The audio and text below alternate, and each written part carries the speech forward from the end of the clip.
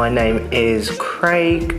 I'm studying the Higher National Diploma in Business, and probably my favourite thing about studying at the University Centre Hastings is the smaller class sizes, so it's more informal and you get to know your lecturers a lot better than you normally would. So some of the units I've learnt would be human resource management, marketing and operations management. My plans for after the course are probably to go into a management style role to start with an idea to maybe eventually open my own business. And I'd say if someone's looking to come study a degree in business, University Centre Hastings would be a good option because you've got a smaller class size, so it's more informal learning. You get more one-on-one time with your tutors. It's also in a very central location, so it's really easy to get to.